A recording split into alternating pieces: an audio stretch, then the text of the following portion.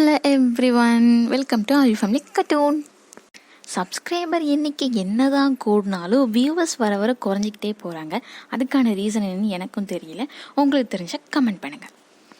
அப்படியே உங்களால் முடிஞ்சால் லைக் பண்ணுறது, ஷேர் பண்ணுறது, உங்கள் ஃபேமிலிஸ் அண்ட் ஃப்ரெண்ட்ஸ்க்கு ஷேர் பண்ணால் கொஞ்சம் கொஞ்சமாக வியூவர்ஸ் எண்ணிக்கை இன்க்ரீஸ் ஆகும்னு நம்புகிறேன்.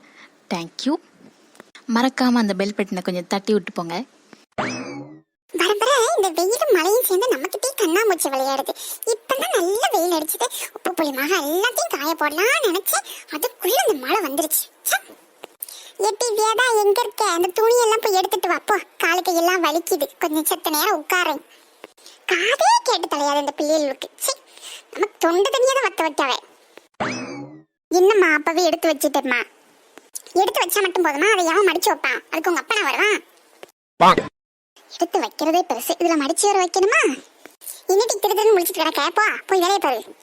இந்தா போறேன் நின்றுகிட்டே தானே இருக்கேன். காலையிலையும் தேய்ச்சிக்கிட்டு தானே நின்றுக்கிட்டு கிடக்க. போ. இந்த அம்மாவுக்கு என்னைய பார்த்தா மட்டும் எப்படி தெரியுதுன்னு தெரியல. அந்த பையனும் கூட வேலை வாங்க மாட்டேக்காவே. என் உச்சிரியே தான் எடுக்காவே. என்னடி எங்க முணுமுணுப்பு? சும்மா எந்த துணி எந்த பக்கமா வைக்கலாம்னு யோசிச்சுட்டு இருந்தேம்மா.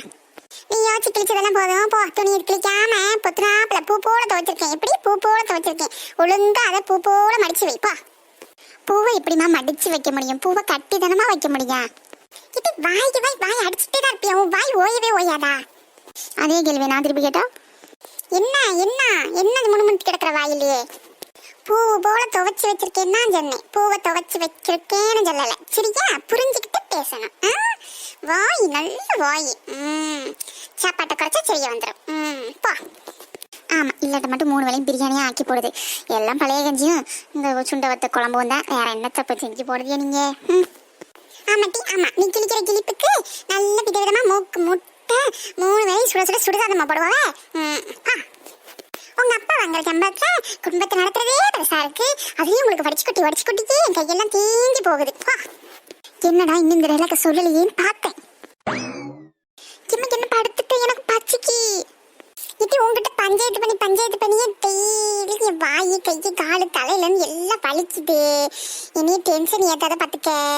ஒழுங்கா ஓடி போயிரு. உங்ககிட்ட பேசுற நேரத்துக்கு ஒரு குட்டி தூக்கத்தையே போட்டுருவேன். இவைய தூங்க ஆரம்பிச்சவனா ஒரு நாள் ஃபுல்லா தூங்குவாங்கல்ல. இது குட்டி தூக்கமா பெருந்தூக்கமாவெல்லாம் இருக்கும். என்னையே மொத்த வேலையும் யோசிச்சிருவா போலயே. என்ன சமைக்க? போயிட்டு ஒரு காப்பி போட்டு கொண்டு வாப்பா. வீட்டுல பால் இல்ல, சீனி இல்ல, காப்பி தூளும் இல்ல. எப்படி இந்த வீட்டுல எந்த இடத்துல என்ன பொருள் இருக்கு, என்ன ஏது எது எந்த அளவுல இருக்குன்னு எல்லாம் எனக்கு தெரியும். நல்லா எங்கிட்டே புழுவுனி மூட்டை. ஒழுங்கா போ. உன் தம்பியை பால் வாங்கிட்டு வர சொல்லி காப்பியை போட்டு கொண்டு வா. தலையெல்லாம் வலிக்கு. ஒரு காப்பியை குடிச்சாதான் சரியாகும். எந்திரிச்சு சமைக்கணும். உங்க அப்பா வர வந்துருவாவே. ஒழுங்கா போய் பால் வாங்கிட்டு வர சொல்லிட்டு காப்பியை போட்டு வச்சுட்டு நீ எழுப்பு. இளைங்க வா. அம்மா உங்ககிட்ட ஏதோ பேசணுமா? அம்மா நல்லா தூங்குது. என்கிட்ட என்ன பேசணும்னு சொல்லி கூப்பிட்டுச்சு. ஒன்றும் சொல்லாது. நீ சும்மா இனி கூப்பிட்டு இனி ஏதாவது வேலை சொல்றதுக்கு கூப்பிடுவோம். உனக்கு சொல்ற வேலையை என் தலையில கட்டுறதுக்கு பார்க்கலாங்கிற நீனு. போ அந்த பக்கம். இல்ல நிஜமா தான் இல்ல. அம்மா பால் வாங்கிட்டு வர சொல்லிச்சு. காப்பி வேணும் அம்மா. நான் காப்பி போட்டு கொடுக்க. நீ பால் வாங்கிட்டு வாப்பா. இது நீ சொன்னதெல்லாம் நான் நம்பிக்கிட்டு நான் பால் அதெல்லாம் வாங்கிட்டு வர முடியாது. உனக்கு குடிக்கணும்னா நீ போய் வாங்கிட்டு வா. நல்லா வாங்கிட்டு வர மாட்டேன். அம்மா நல்ல குரட்டை விட்டு தூங்குது. அம்மா உங்ககிட்ட காப்பி கேட்டுச்சேன். இதை நான் நம்பணும்.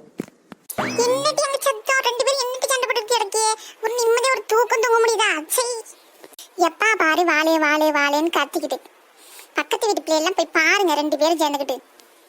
அவிய அம்மா அப்பாவை நீங்க கொஞ்சம் போய் பார்த்தா நல்லா தான் இருக்கும் எங்களுக்கும். ஆமாக்கா ஆமா. அவிய அம்மா அப்பாவெல்லாம் திட்டவே மாட்டாவோ. நல்ல செல்லமா பார்த்துக்கோ. கேட்டதெல்லாம் வாங்கி கொடுக்கோ. நித்தம் சுடிச்சோறு தான். நமக்கு தான் பழைய சோறா கேக்கி போடுதவா அம்மா. எல்லாம் சத்தமா பேசி தொலையாது. அதுக்கு எனக்கு தான் அடி விழும். இன்னும் நீ பால் வாங்க போலையா? அம்மே இந்த போறேன். இந்த போறேன். அம்பிட்டு நேரம் நாயா தொண்டை தண்ணி வத்த கத்துனேன். அப்பெல்லாம் போகல. அம்மா ஒரு வார்த்தை சொன்ன உடனே அம்மே போறேன். எனக்கு திங்கிறதுக்கு ஒண்ணும் இல்ல. தீனி பண்டை ஏதாவது வாங்கிட்டு வாப்போ. நான் தானே கடைக்கு போறேன். எனக்கு 2 வாங்கிட்டு வருவோம். உனக்கு 1 தான் வாங்கிட்டு வருவேன். சரியா? இவனுக்கு மட்டும் 2 தின் பண்ணாமா? எனக்கு மட்டும் 1 தான் வாங்கிட்டு வருவானாமா? ஏன் நீ இன்னும் கடைக்கு போலையா? அவனுக்கு மட்டும் 2 நொறுக்கு தின்னு, எனக்கு மட்டும் 1. இது முதல்ல அவன் வாங்கிட்டு வரட்டும். 1 நான் எடுத்துக்கிறேன், 1 நீ தின்னு, 1 அவன் திங்கட்டும். போதுமா? பா. இப்ப சந்தோஷமா? அப்பா நான் இப்பதான் மனசு கிளுக்கிளுன்னு இருக்கு. என்ன பிள்ளைகளோ பா. எப்பப்பப்பா என்ன வெயில் என்ன வெயில், வெயில் அடிச்சா ஒரேடியா வெயில் அடிக்குது, மழை பெஞ்சா ஒரேடியா மழை பெய்யுது, ஒரே நசன் தான் இருக்குது. சப்பப்பப்பப்பா அத்தி இவளுக்கு பயந்தே தான் வீட்டுக்குள்ள கிடந்தேன், வந்துட்டாளா? இல்லாதையும் பொல்லாதையும் சொல்லி என் உயிரை எடுக்கிறதுக்கே வந்து தொலைஞ்சிருக்குது. எப்பதான் இவ இந்த ஊரை விட்டு ஒளிவாளோட்டு இருக்குது. இக்கா உங்களை பார்க்கலாம் தான் வந்தேன், நல்லவே நீங்களே வெளியில வந்துட்டியே. நீங்க வீட்டுல இருப்பீங்களோ இல்லையோ, தூங்கிருப்பீங்களோ இல்லையோ, என்ன ஏதுன்னு தெரியாம அப்படியே முழிச்சுக்கிட்டே வந்தேன். சும்மா காத்து வாங்கலாமனு வந்தேன். என்ன விஷயம் சொல்லு. காத்து வாங்க வந்தீங்களா? சரி சரி சரி. என்னன்னு சொல்லவே இல்லை. அது ஒண்ணும் இல்லைக்கா, எங்க தூரத்து சொந்தம் ஒரு பொண்ணு இருக்கு. அந்த பொண்ணு என்ன, அந்த பொண்ணுக்கு மாப்பிள்ளை பார்க்கணுமா? ஐயோ, அந்த பொண்ணு கல்யாணமாகி குழந்தை குட்டியெல்லாம் இருக்குதுங்கக்கா. பிறவு அந்த பொண்ணு வெளிநாட்டுல இருந்துச்சு. சரி, இப்ப நம்ம ஊருக்கு வந்திருக்குதுங்க. சரி, அந்த பொண்ணு இந்த ஊர் மண்ணு வாசனை, இந்த ஊரோட கலாச்சாரம் கல்ச்சர் அது இதுன்னு என்ன நம்ம பேசுது. அதுதான் ஏதோ ஆராய்ச்சி அது இதுன்னு சொல்லிக்கிட்டு கிடக்குது. அது ஏதோ கொஞ்ச நாளைக்கு இங்கே தங்குமாமா. எங்கள் வீடு வசதி படாது இல்லைக்கா. சரி, அதான்க்க உங்கள் வீட்டுக்கு பின்னாடி ஒரு போர்ஷன் காலியாக இருக்குதுல்ல, உங்கள் வீட்டை வாடகைக்கு விட்டுட்டு இருந்தீங்கல்ல, அவைய காலி பண்ணி போயிட்டாவல்ல, அந்த போர்ஷனில் இந்த பிள்ளையை குடி வைக்கலாம்னு கேட்டேன். அத்தி இவ ஏதோ சதிகட்டம்லாம் போடுறா, இவளையும் என்னால தாங்க முடியாது. இதுல இவ சோறு சொந்த வேலையா, இவளே பாடா படுத்திக்கிட்டு கிடக்குறா. இவ தோற்று சொந்தக்காரி நம்ம உயிர் எடுப்பாளே. இந்த மாதிரி நசை பிடிச்சாலும் குடி வச்சோம்னா நம்ம கெதி என்ன ஆகுறது? அதே உங்களை பார்த்து பேசிட்டு போலாமேன்னு வந்தீங்க. ஓஹோ, நீங்க சொன்னீங்கன்னா இப்பவே கூட்டிட்டு வந்துடுவீங்க அந்த பிள்ளைய. ஆமா, இப்பதான் சமைஞ்ச குமரி பிள்ளைன்னு சொல்லு. என்ன உறவு முறையா அதை சொல்லி கூப்பிட வேண்டியதானப்புல. அவையும் எனக்கு மைனி முறை வரும். ஆஹா, நீங்க சொன்னீங்கன்னா கூட்டிட்டு வர வைப்ப. இப்போ ஃப்ரீயா தானே இருக்கியே, அவையில கூட்டு வந்தேன்ன அப்படியே அவைய வீட்டை பார்த்துக்குவாவ.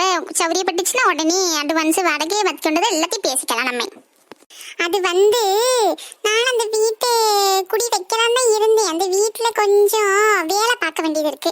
கூரை போயிருச்சாம, அது ஏதோ பிரிச்சு மேஞ்சி ஏதோ பண்ணணும்னு அவைய அப்பா சொல்லிக்கிட்டு இருந்தாவே. அவைய அப்பாவுக்கு வேத அப்பாவுக்கு தான் எல்லாம் தெரியும். அவைய கிட்ட கேட்கணும். நான் வேணும்னா கேட்டுட்டு ஒரு 2 நாள் சொல்லட்டுமா? வேதா அப்பா கிட்ட நான் எல்லாத்தையும் பேசிட்டேனே, அவர் எதையும் சொல்லலையே என்கிட்ட.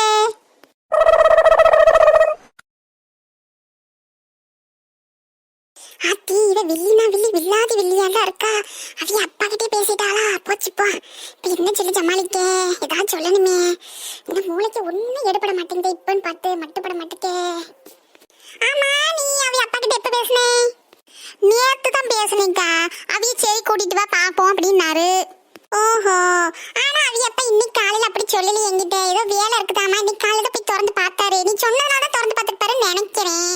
போய் பார்த்தாரு, பார்த்துட்டு ஏதோ உடஞ்சிருக்குது, ஏதோ பண்ணியிருக்குது அப்படி இப்படின்னு ஏதோ புலம்பிட்டு கிடந்தாரு. இது வேற செலவா இருக்குது, என் தலையெல்லாம் பிச்சுக்கிட்டு கிடக்குறாரு.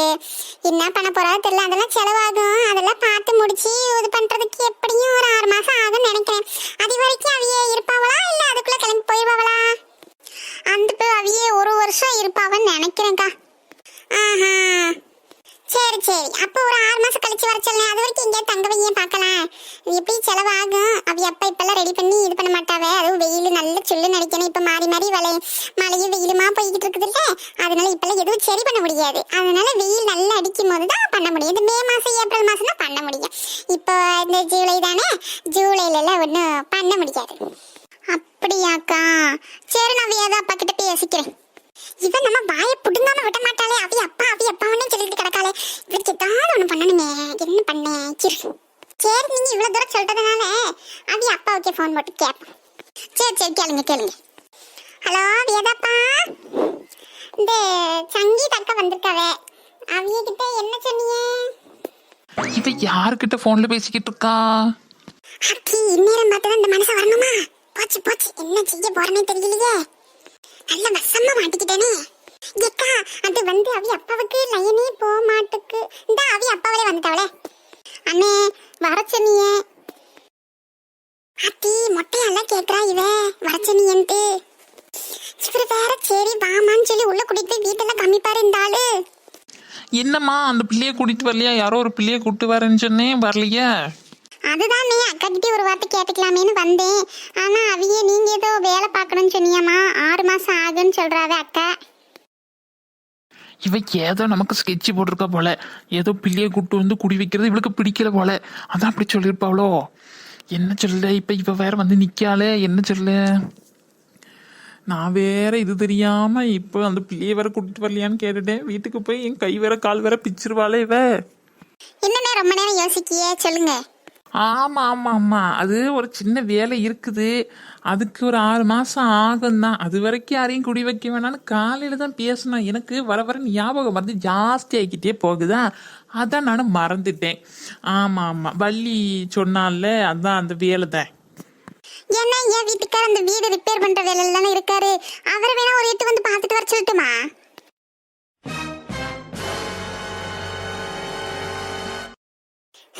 விடாது கருப்பு போலயே இப்ப ஏதோ ஒரு முடிவோட தான் வந்திருக்கா போல. இன்னைக்கு நம்ம உயிரை வாங்காம போக மாட்டாளே. ஏங்க அத உங்க அண்ணன் பையன் ஒருத்தன் இருக்கான்ல, அவனை வர சொல்லி நாளைக்கு வெயில் அடிச்சதுன்னா ரிப்பேர் பண்ணிருங்க. முடிஞ்ச அளவுக்கு சீக்கிரமா ரிப்பேர் பண்ணிட்டு சங்கீத சொந்தக்காரங்களுக்கே விட்டுறல. ஆமா ஆமா வள்ளி, நானும் அதைத்தான் சொல்லலாம்னு நினைச்சு அதுக்குள்ள நீயே சொல்லிட்ட. இதத்தான் சொல்லுவீங்கன்னு எனக்கு நல்லா தெரியும். எனக்கு தெரியாதா உங்களை பத்தி? சரிக்கா, அப்ப அந்த பிள்ளையை கூட்டிட்டு வரட்டா? இவளுக்கு அவளை குடி வச்சு நம்மளை வேவு பார்க்கணும். அதுக்கு தான் இதெல்லாம் பண்றோம்னு நினைக்கிறேன். நம்ம வீட்டுல நடக்குது, எது நடக்குது, நம்ம நல்லா இருக்கோமா என்ன ஏது தெரிஞ்சுக்கிட்டு அப்படியே எல்லாத்தையும் அவளுக்கு சாதகமா பயன்படுத்தி நம்ம உயிரை எடுக்கணும். நம்ம நல்லா இருக்க கூடாதுன்னு நினைக்கிறதுல ஒரு மிகப்பெரிய விசப்பூச்சி இவதான். ஹே சங்கு, உன்னை எங்கெல்லாம் தேடுறது? அக்கா இந்த பிள்ளை தான்க்கா, நான் இந்த பிள்ளைக்கு தான்க்கா நான் கேட்டுக்கிட்டு இருக்கேன் உங்க வீட்டை. இந்த பிள்ளைங்கிட்ட ஏதாவது பேசிக்கங்க. ஏமா வாடகை என்ன ரேஞ்சில் எதிர்பார்க்குறீங்க? நீங்க என்ன ரேஞ்சில் கொடுப்பீங்கன்னு சொல்லுங்க ஃபர்ஸ்ட்.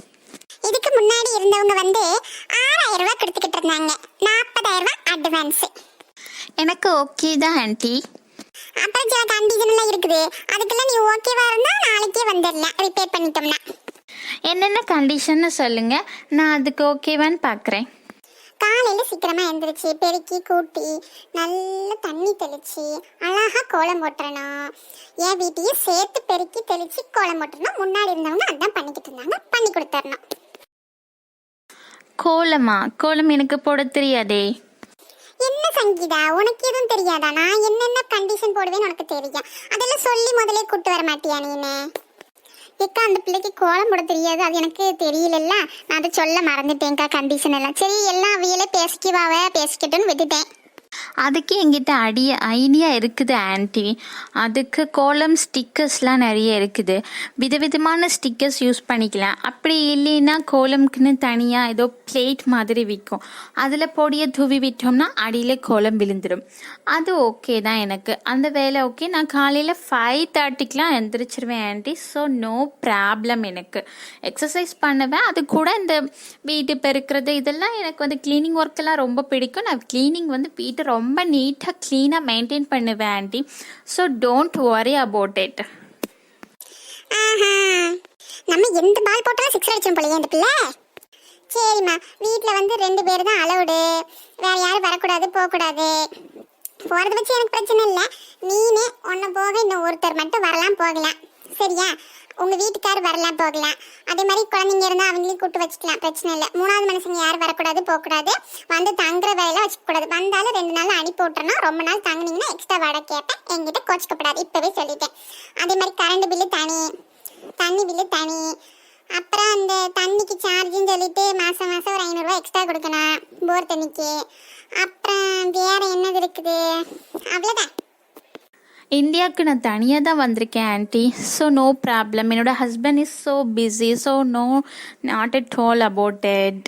அவரெலாம் இங்கே வர்றதுக்கு வாய்ப்பு சான்ஸே இல்லை aunty, so no problem. Kids எல்லாமே அங்கேயே செட்டில்டு படிக்கிறாங்க, அவங்களால அவங்க ஸ்டடீஸை விட்டுட்டு வரவே முடியாது. ஹாலிடேஸ் கூட டவுட்டு தான், அவங்க வேறு ஏதாவது லேண்டுக்கு போவாங்க, சுவிட்சர்லேண்ட் அண்ட் ஐஸ்லேண்ட், ஏதாவது நியூசிலாண்ட், ஏதாவது ஒரு லேண்டுக்கு போய் அவங்களுடைய ஃப்யூச்சர்ஸை பிளான் பண்ணுறது அப்படி இப்படின்னு அவங்களுடைய ஃபன்னியான ஆக்டிவிட்டீஸ்லேயே போயிடும் ஆன்ட்டி. ஸோ இந்தியா பக்கம் வர்றதில்ல, சான்ஸே இல்லை ஆன்ட்டி. அப்ப சரி